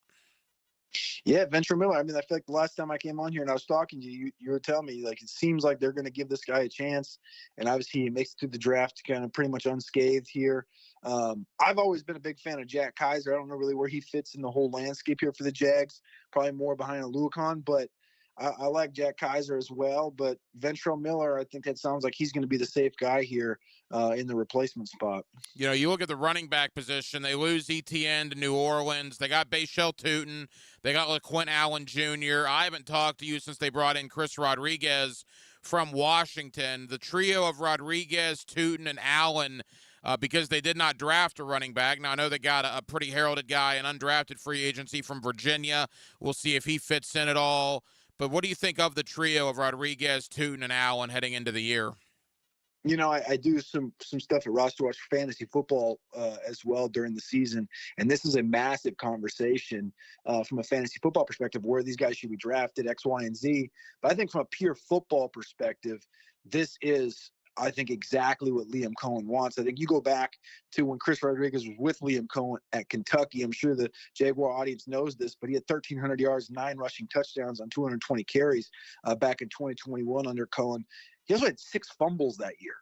But 6 fumbles, he just kept giving him the rock. He loves Chris Rodriguez. Chris Rodriguez is a bulldozer, had a lot of opportunities in Washington. He's not a fun rusher to watch on a consistent basis because he's kind of just like an old school, boring, between the tackles grinder. But I think what he brings is different than what LeQuint and Bashal Tootin also bring. Bashal also dealt with, his fair share of fumbles at Virginia Tech with 9 of them, but he's got that dynamism factor in there. So I think he brings that. And I think you got the LeQuint Allen side that, that's to me, the clear pass catching, potential third down role guy, 60 plus receptions that last year at Syracuse. I think the mesh point between all 3 of these guys is going to be, for the fantasy football side, like I brought up earlier, it's going to suck.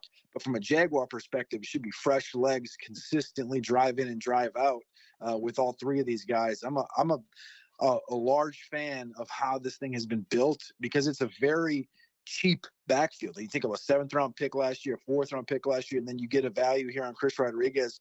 I like the move here of letting Etienne walk, like you talked about last year was a potential.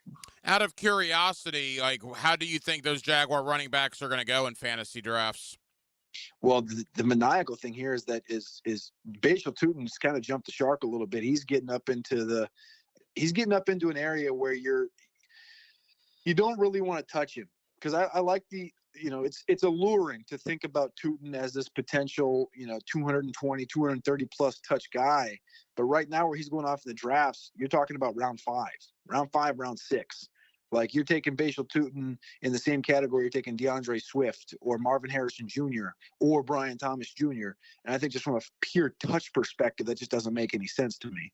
Wow, interesting. And like you said, you never know what Sunday it's going to be. Some Sundays will be Chris Rodriguez Sundays. Some will be Bashal Tootin. We'll certainly see about LeQuint Allen Jr. as well. Final moments, Cody Carpentier of Roster Watch. Cody, they got 17 games combined out of their top 3 draft picks a year ago. Travis Hunter, obviously well acclaimed.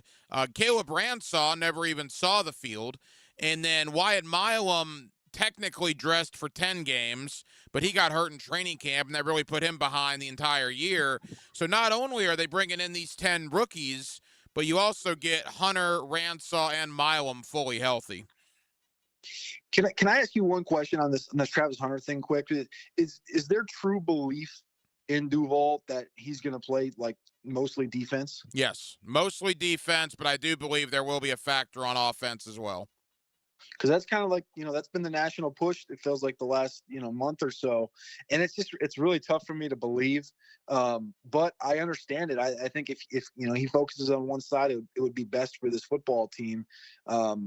But it's going to be big if he can be healthy. You can get him all year. The Milam thing's very interesting to me because he should be another factor on the interior of this offensive line. I talked about Pregnon earlier, but Milam we've talked about a year ago in the same 3rd round coming out of West Virginia. That guy is built very similarly from a makeup standpoint, from a human standpoint, as Emmanuel Pregnon is. So it's kind of like getting 2 third-round picks kind of similarly because he dealt with his was it a knee injury last year? I think it was for Milam. So that's going to be great getting him back. And then the other thing is you brought up wide receiver technically kind of with Travis Hunter.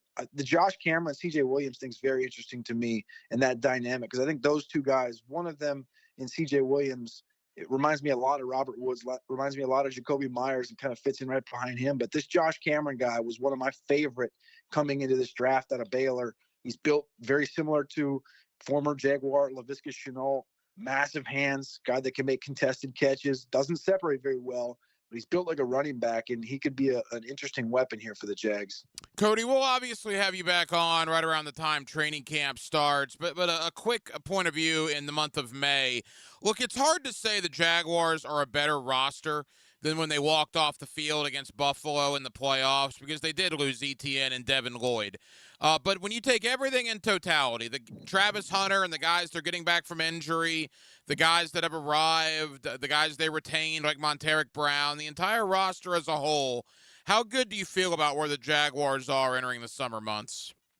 Well, I feel a lot better than I think the Jaguar fans think, I believe, because I put out my way too early 2027 mock last week, and I had the Jags pick at 9th overall, and I heard about that. And I don't really think they're going to be picking 9th overall next year. So sorry, Jaguar land, about that one. But I do think that this team can be competing to make an AFC championship when it comes down to the end here. This is a well put together roster that we've talked about the last couple of years. They've plugged away slowly. I still think there's a little bit, I still have worries about the offensive tackle position in totality. Obviously, I want to see how the defensive back room grows, how much Travis Hunter actually plays back there.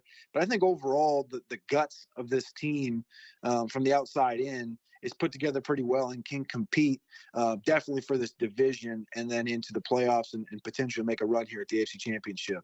Cody, tell the good folks here in Jacksonville about Roster Watch and the coverage you guys will have in the coming weeks. 365 days a year, rosterwatch.com. We're covering the NFL draft, fantasy football. We're live boots on the ground down at training camps. I come down there to Jacksonville. Missed last year, but I'll be down there this year. We follow everything from the NFL's perspective and college football 365 days a year. So everything's over at rosterwatch.com. And as always, Ryan, I appreciate you having me on. Thank you. My friend Cody Carpentier of Roster Watch. Cody, enjoyed the conversation. We'll talk again soon, pal. Where incredible lives. Every single player had an incredible moment. 1010XL. All right, here we go. Jacksonville summer's around the corner, and the heat is bringing the pressure early. Your AC takes the field. It's trying to hold up the weight.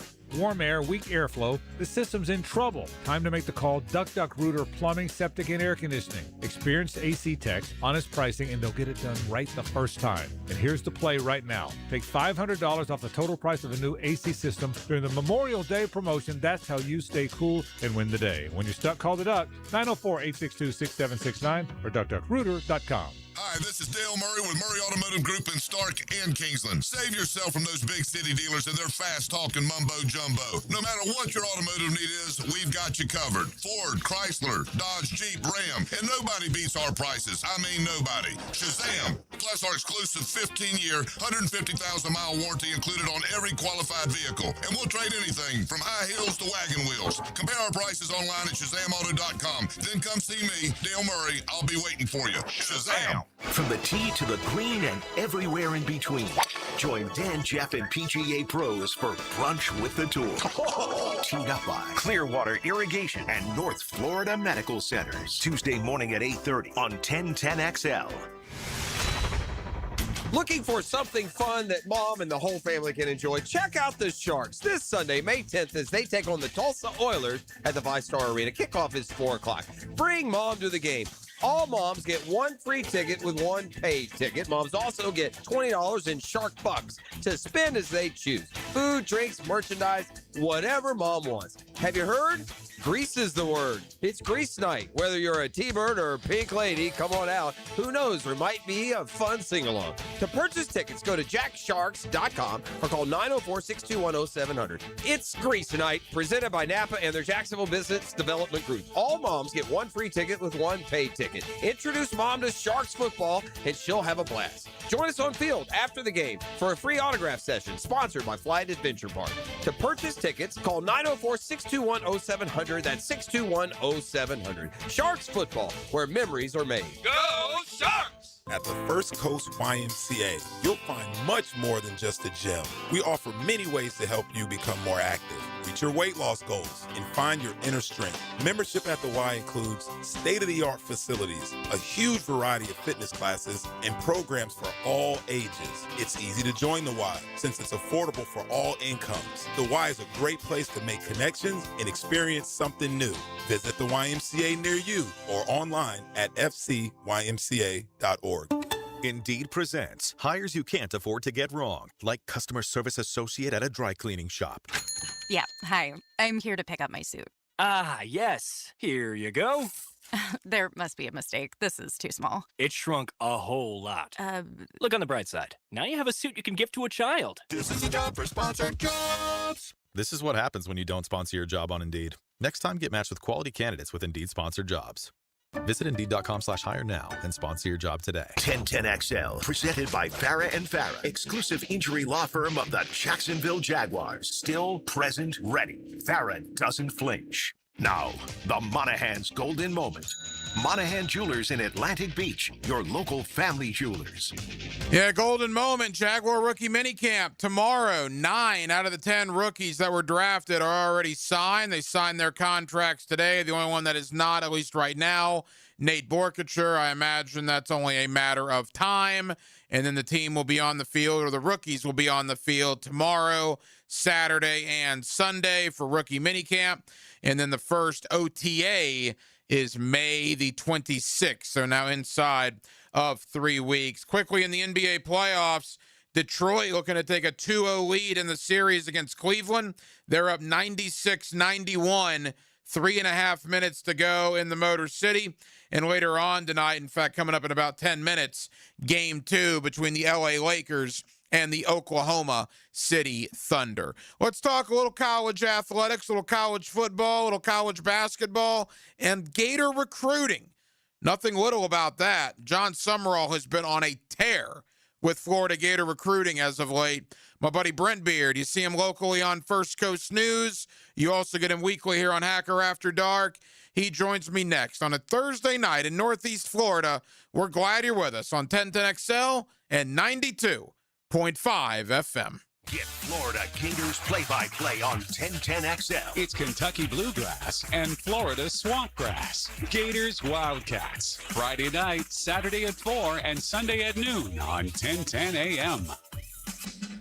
Blue here for the Blue Crab House, located right off of San Jose. It's on Jewington Creek Road. They've been around since 1996. Indoor-outdoor dining. Also, takeout is available at the Blue Crab House. Open 4:30 to 9, Tuesday through Saturday. Sunday, noon until 9. Remember, Tuesday, $2 margaritas. Wednesday, $1 oyster night. How about the blue crabs? How about my personal favorite, the Canadian snow crabs? Whatever it is that you fancy, you get it right there. The Blue Crab House. 1010XL takes you behind the microphone. We can and we will. And do you know why?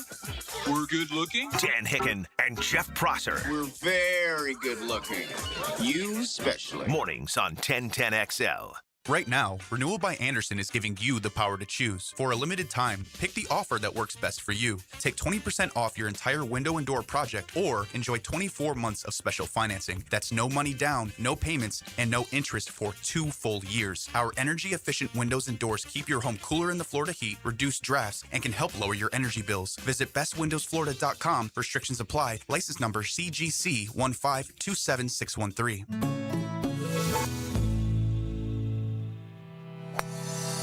The best value for golf in Jacksonville remains Cimarron. Totally reestablished with new tee boxes, improved fairways and greens. Also a brand new restaurant with indoor and outdoor settings and live music. Join the Wild One loyalty program online at Cimarron Golf.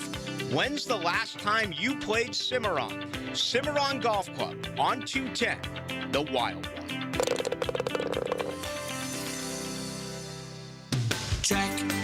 Checkmate. I'm Brendan Cecilia from Checkmate Coatings. And I'm Chester, his adorable chessman sidekick. There are 2 things you want to ask when getting a custom polymer garage floor coating. Will it be done right, and will it be priced right? And just how charming is their mascot? No. At Checkmate, our small specialized install teams follow a strict 29-point installation checklist to ensure the highest quality results at a price you can afford. A Checkmate polyaspartic floor can be customized in dozens of colors and sweeps up sparkling clean in just seconds. No need to wear your shoes in the garage to avoid tracking dirt back into the house. The quality you expect? Check. A price that might surprise you. Check. A floor you just can't wait to show your friends? Checkmate!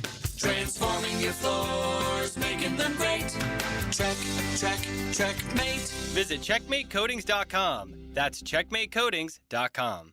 When it comes to glass, you don't want average. You want flawless. Duval Glass and Mirror has transformed homes and businesses across Jacksonville for over 35 years. Frameless showers that wow. Mirrors cut exactly to your style. Fogged or broken glass replaced. Decorative tabletops. Windows replaced or repaired to stand up to Florida storms. All backed by a 100% guarantee. Visit DuvalGlass.com for your free quote. There's only one name for glass and mirror around these parts. It's Duval!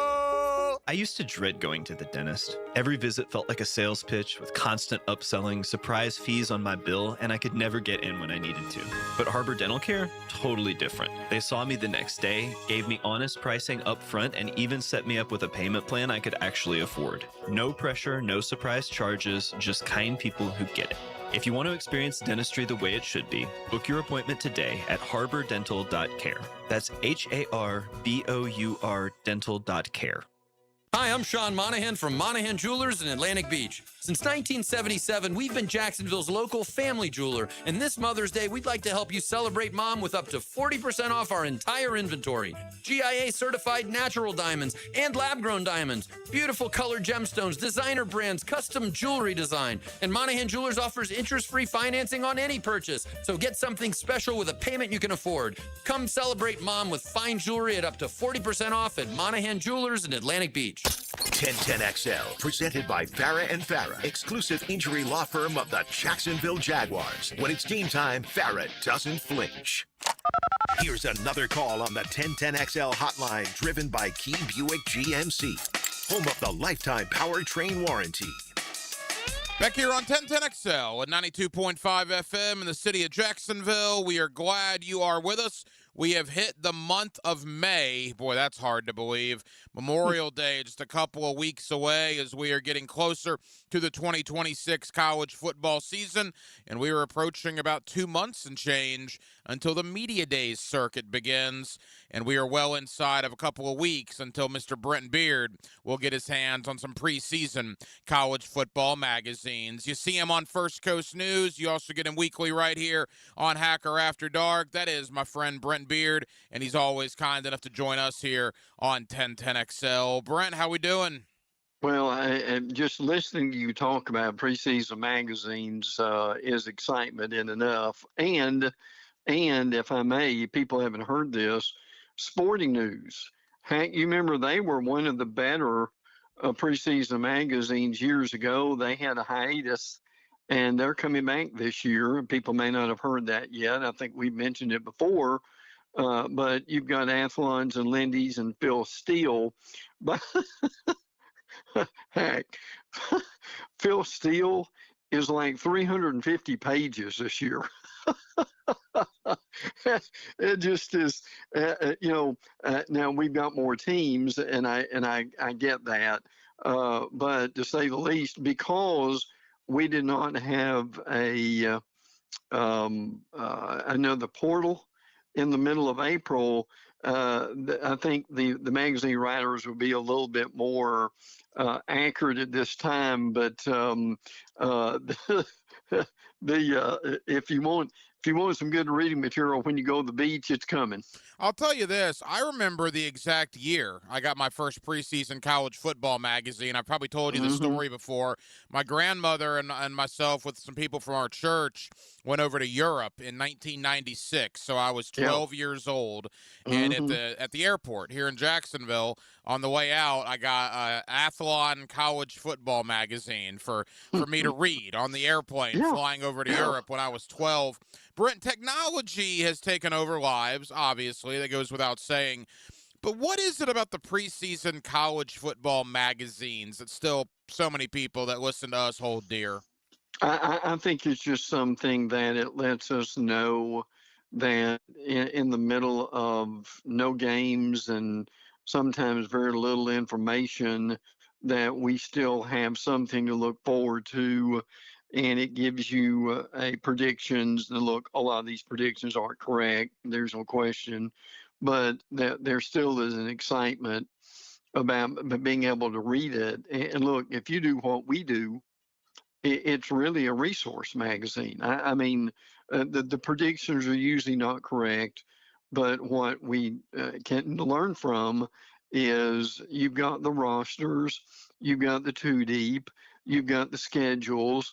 Heck, look, I use it basically year round because there's something in there that we may not agree with the predictions, but the information is invaluable, is it not? It is. There's absolutely no doubt about that. You see Brenton Beard on First Coast News. You also get him weekly right here on Hacker After Dark. And Brent, speaking of preseason, the way too early USA Today preseason top 25 got released within the last week. We'll get to the top of the poll in a moment, but I did a double take when I saw this. So in the top 25, USA Today, way too early here in the summer months, Florida State is actually on this thing. They come in at number 22. Florida is not on this thing. Yet if you talk to people around these parts, boy, there seems to be an awful lot more excitement for what's going on in Gainesville than what's going on in Tallahassee. Did that surprise you? It's a little bit, but you're right. I think because now, obviously, Florida returns from God. Jaden Boz, one of the guys that we're looking at. We don't know who the quarterback's going to be yet at Florida, but they've got two guys who are okay and have had their moments. I think the big thing for Florida is going to be the line of scrimmage. If they can rebuild that, I think that's going to be important. I think what raises an eyebrow, and you said it well, is Hank, there's so many questions about Florida State that it's really, and look, there's still people who believe that coaching staff could be out. We're not saying it's going to be, that if they struggle, that there could be a change at Florida State before Halloween. So you're right that and look, I'm sure what the magazine guys and the polls do is they bring up they cause us to have discussions like this, which is fun. But I think you're onto something right now. It's really hard to have a whole lot of confidence in Florida State being a top 25, top 30 team. I just know a lot of Florida State fans that are like doom and gloom heading into the year, and yet the USA Today has them in their way too early preseason top 25. Kind of caught me off guard a little bit. Let's look at the preseason top 25, and the one thing that stands out, Ohio State comes in at number 1, which is really interesting because, look, we know about Jeremiah Smith and the great talent. Ohio State just had 4 guys drafted in the top 11 in the NFL draft. 4 in the top 11. They're having to replace a ton of talent, and yet it appears they're going to be among the preseason best, if not the number 1 ranked team in America. Yeah, and the question a lot of people are saying, are they even the best team in their conference? In the Big Ten is a reality of it. And there's some names that folks may have forgotten about, but that is a reality. You're not going to forget Bo Jackson. That is the name of one of the running backs reminds us of the Bo at Auburn.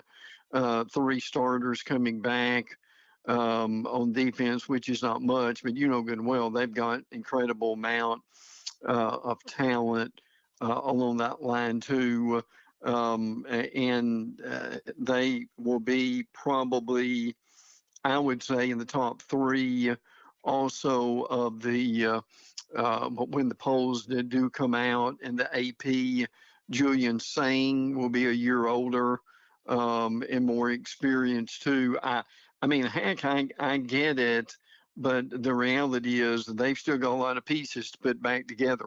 Ohio State 1, Notre Dame 2, and then the first two SEC teams show up in this USA Today way too early preseason poll. Texas 3, Georgia 4. Brent, is that the way you see it? Are those the two best teams in the SEC coming into the year? Yeah, they very well could be. I mean, Arch Manning coming back is a thing that sets people on fire about Texas and where that's going to go. And much quieter, Gunnar Stockton comes back for Georgia. Nate Frazier, Chauncey Bowens, they come back too. Let me throw in a name here that people haven't talked about yet, but they certainly will. And you're very familiar with him. How about Will Muschamp being the new D coordinator at Texas? Heck, do people really realize that? Yes. And when they find out Coach Boom is actually back in Austin after being there before, look, people can criticize Muschamp all they want to, but Muschamp's a really good D coordinator, and Texas is about to find that out. Yeah, going back to his roots, of course, that's where Florida got him, was where he was the D coordinator at Texas, and now he's back there over a decade plus later. You know, you talk about this preseason poll as we're here with Brenton Beard. You see him on First Coast News. You also get him weekly on Hacker After Dark. The two teams that played for the national championship find their way into the top 10. Let's begin with Indiana, Brent. Not a thorough breakdown, but let's be honest. Fernando Mendoza's gone. They lost a lot of talent off that 16-0 team, and yet the USA Today has them preseason number 5. Yeah, and I think with that coaching staff and the job they did, that's really not very surprising.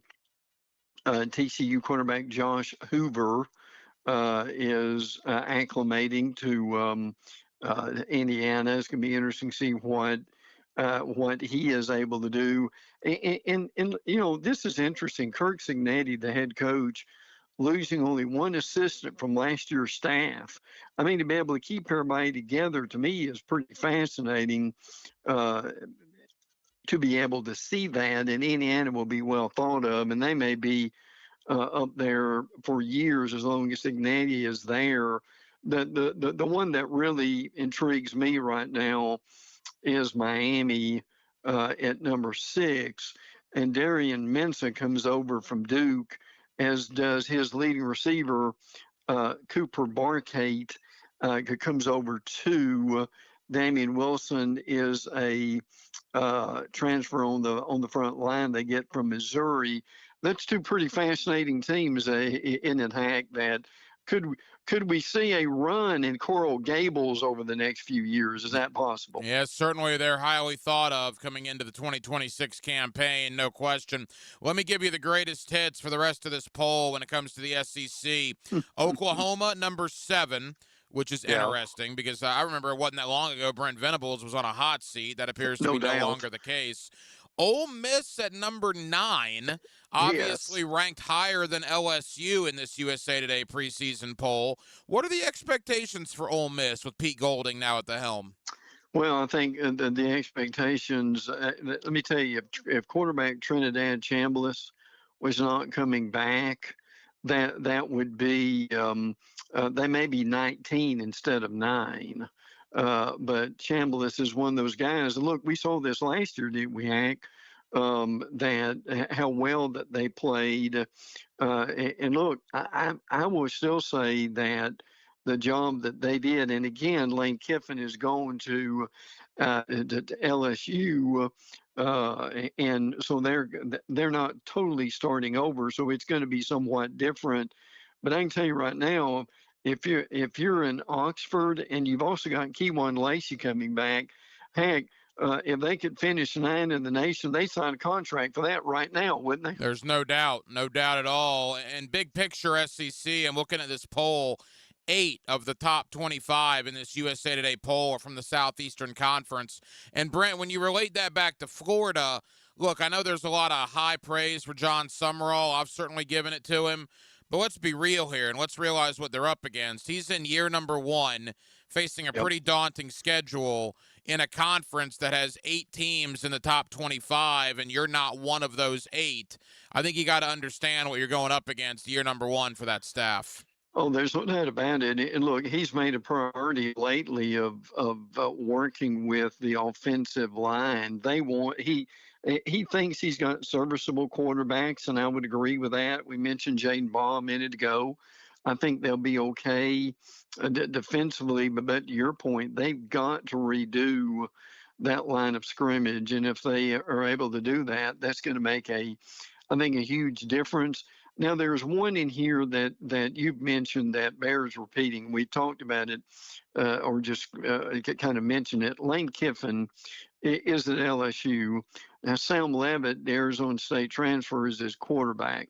But Levitt was hurt, has some surgery. He'll be back, and he'll be okay. But here's the thing that you hear, and I'm curious if you've heard the same thing. The people who cover LSU and the SEC will tell you that Kiffin's not going to win the national championship the first year. That they've got too much to deal with, and them being 17 is probably pretty accurate. I'm curious if you heard the same, and you can also dovetail Tennessee in here too. They don't have Joey Aguilar. They're going to have a new coach. They do bring in. I think their defense will be significantly better than what they've had all along. But I think it's smart, is it not, Hack? Well, we need to temper expectations for LSU and Tennessee. No, I agree. And you look at LSU in particular, what was it, 40 guys they got out of the portal? Yeah. And when you combine their freshman class, I mean, you're talking 60 guys that were not even in Baton Rouge last year with a new coaching staff. I mean, there's a lot of newness, and it's going to take time to gel. There's certainly no doubt about that.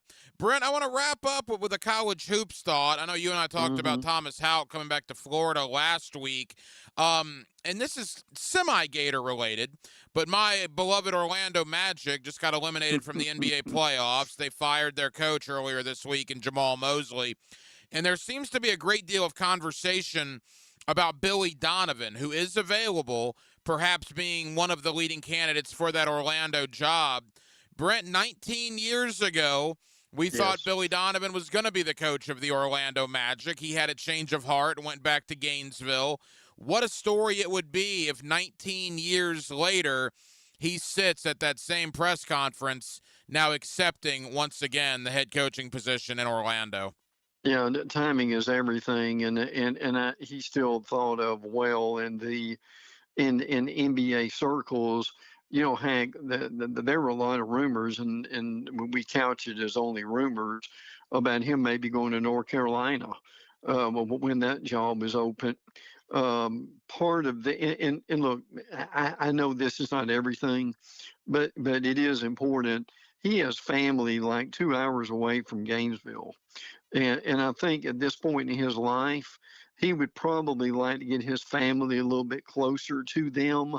And I still say he did a better. He's done a tremendous job wherever he's gone. So that's one thing that we can look at. And by the way, you mentioned Florida basketball. I may get the mispronunciation wrong. Doman Pejovic is committed to Florida. He's 6'9", 22 years old, power forward from Slovenia. If folks have never heard of him, I understand that. Average 16.6 rebounds and 3 assists. Look, Hank, when we talk about Billy, which kind of segues into this, the reality is, I mean, my Stars, how good is Florida going to be this coming year with all these guys coming back, and how much pressure is going to be on them if they don't win the national championship? So there's absolutely no doubt. And if Ruben Chinyalu comes back, that's kind of what it is. The expectation will be national title, or dare I say disappointment. We'll obviously see about Chinyalu. I know he's taken part in the NBA draft combine up in Chicago, and I believe he has until May the 27th to say yay or nay whether he's staying in the draft or ultimately coming back to Florida. But regardless what Chinyalu does, even if he leaves, expectations will be high. high. But if he comes back, good grief, they will be at Really? an all-time high for the Gators. You see Brent Beard on First Coast News. You also get him weekly right here on Hacker After Dark. Brent, enjoyed the conversation as always. We'll do it again next week, my friend. Good. Look forward to it, brother. Take care.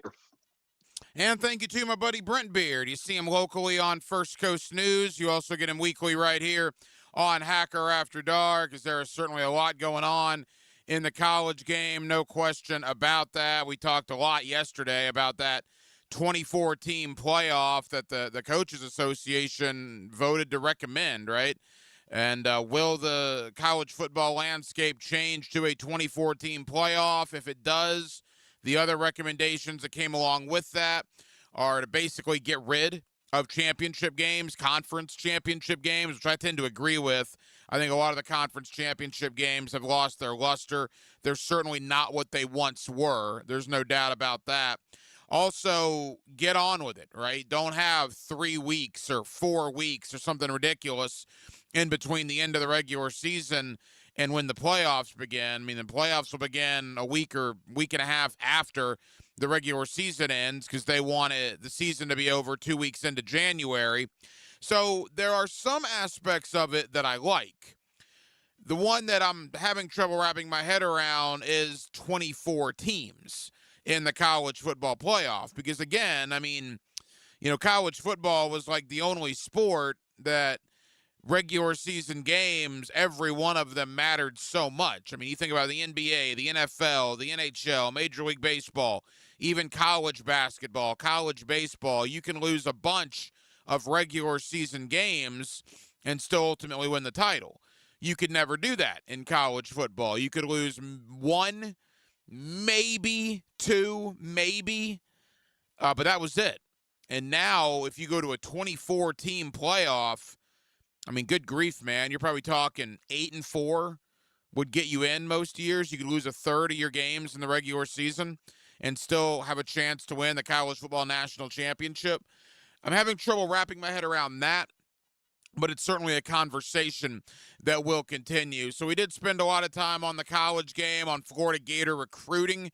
Boy, what a job John Summerall has done as of late. And as you can imagine, this time of year, we spent a ton of time on the Jacksonville Jaguars post-draft rookie minicamp on the horizon. OTAs just a couple of weeks away as this roster has taken shape as we get ready for the 2026 season. Well, that will just about do it, man. Very, very busy Thursday night edition of Hacker After Dark. We certainly appreciate you guys hanging out with us here on 1010XL and on 92.5 FM. And we have a ton of people to thank. My buddy Brent Beard, you see him locally on First Coast News. You also get him weekly right here on Hacker After Dark. Thank you to Cody Carpentier of Roster Watch. Always enjoy the conversation with Cody, and we appreciate Cody taking time out for us tonight here on 1010XL in Jacksonville. And likewise, Steve Palazzolo, the Check the Mic podcast, one of my favorites to talk NFL and Jaguars with, and we certainly appreciate Steve joining us tonight here in the city of Jacksonville. Now, we will be back tomorrow night on a Friday to close out the week, and we will do it all over again beginning at 8 o'clock. Aaron Williams was your producer tonight. Aaron, great job as always. I'm the hacker Ryan Green. And again, Jacksonville, thank you for spending part of your Thursday evening with us right here on Hacker After Dark, on 1010XL, and on 92.5 FM. And once again, a very special happy birthday to my guy, Little Hack. 7 years old already. That is absolutely incredible.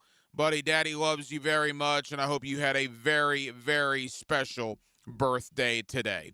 So for all of us here on HAD, have a terrific remainder of your Thursday evening, and we will talk to you